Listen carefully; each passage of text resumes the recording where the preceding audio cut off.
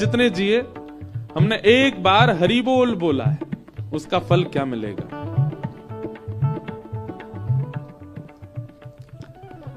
पहुंच गए यमराज के पास, मृत्यु के बाद नरक गए। तो यमराज ने जैसे ही उनको देखा तो बोले, आओ महाराज, पूरा जीवन निकाल दिया तुमने, कुछ भी अच्छा काम नहीं किया, बोल बोला था, उसका फल क्या मिलेगा। यमराज जी ने सबरी डायरी खोल के देखी, एक बार बोलने का क्या फल मिलता भाई, 100 बार का, 1000 बार का, जीवन में 1,00,000 बार का, 1,25,000 बार के तो सब लिखे, एक बार का कहीं नहीं लिखा है। सबरी डायरी देख ली, यमराज जी बोले, एक बार का तो कोई फल नहीं लिखा। बोले ऐसे नहीं, पहले हमको फल बताओ, एक बार का कुछ तो मिलना चाहिए हमको। चलो ठीक है, एक काम करते हैं, महादेव के पास जाते हैं, महादेव बहुत भजन पूजन करते हैं, उनसे पूछेंगे। व्यक्ति बोला, ऐसे नहीं जाऊंगा मैं, मेरे लिए पालकी मंगवाओ। यमराज जी बोले, काहे को? बोले पैदल थोड़ी जाऊंगा, एक बार हरि बोल बोला। बोले तो एक ही बार तो बोला। बोले फल तो नहीं पता ना तुमको, पालकी मंगवाओ। व्यक्ति पालकी में लग गया, 4 कहार उठा करके लेके जा रहे हैं। यमराज जी लेकर के आए हैं तो महादेव खड़े हो गए। बोले वाह भैया, साक्षात यमराज जी लेकर के आए, निश्चित ही कोई श्रेष्ठ आया है।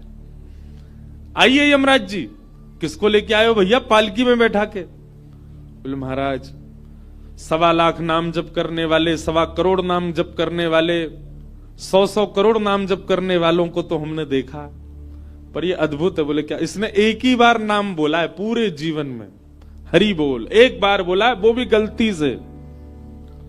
उसका फल पूछ रहे हैं, हमको तो पता नहीं था, तो हम आपके पास लाए, तो बोला नहीं पालकी में चलूंगा, इसलिए पालकी में आया है। महादेव बोले वाह, लेकिन भैया एक बार बोलने का तो हमको भी नहीं पता फल क्या होता है, तो क्या करें? बोले ब्रह्मा जी के पास चलो।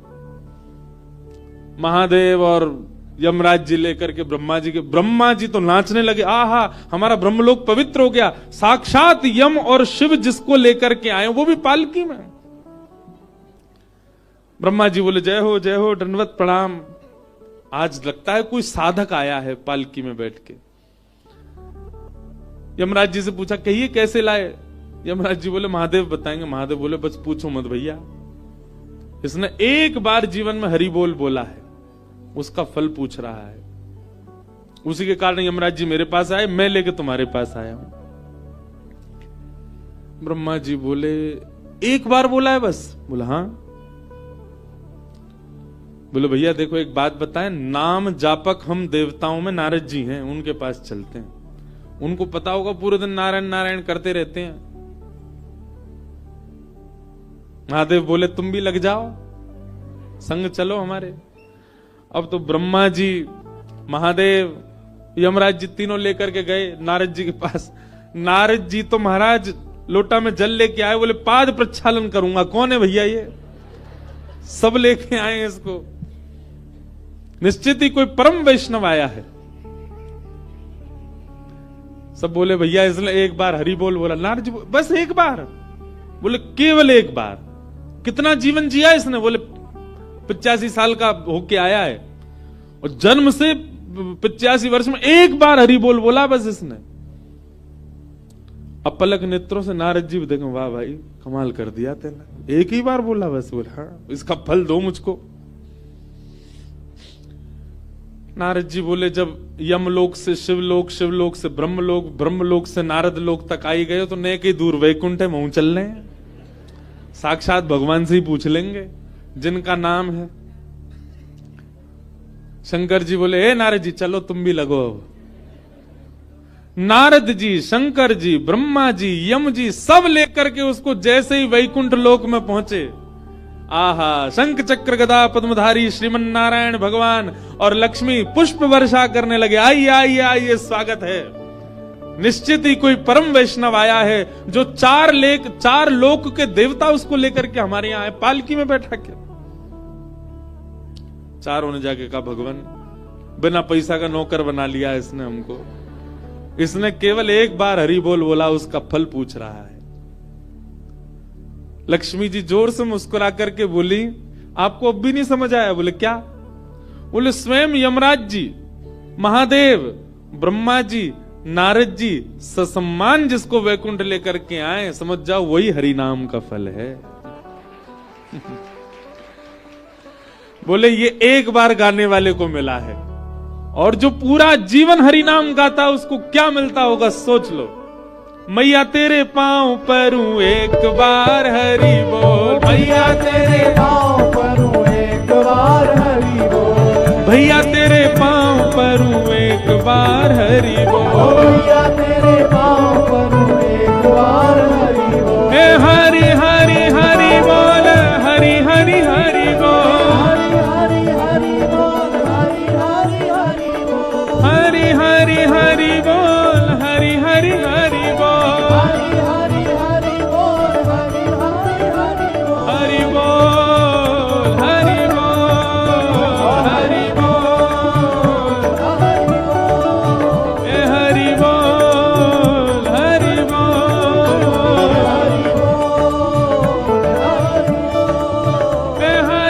हरि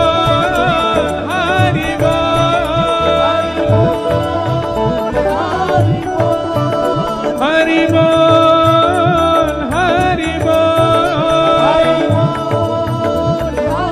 गाओ ए हरि बोल, हरि बोल, हरि बोल, हरि बोल, ए हरि बोल, हरि बोल, हरि बोल, हरि बोल, ए हरि बोल, हरि बोल, हरि बोल, हरि बोल, ए हरि बोल, हरि बोल, हरि बोल, हरि बोल, ए हरि बोल, हरि बोल, हरि बोल, हरि बोल। जय जय श्री राम, जय जय श्री राम, जय जय श्री राम।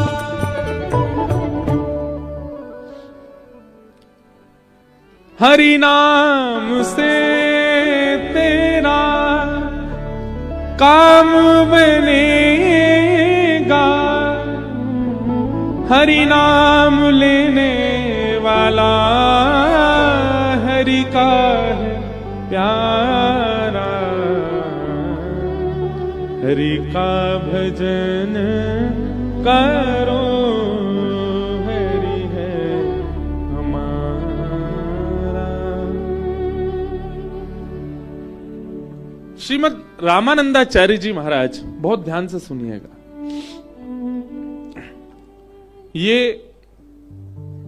विश्वास की करने वाली एक कथा है, बहुत ध्यान से सुनना।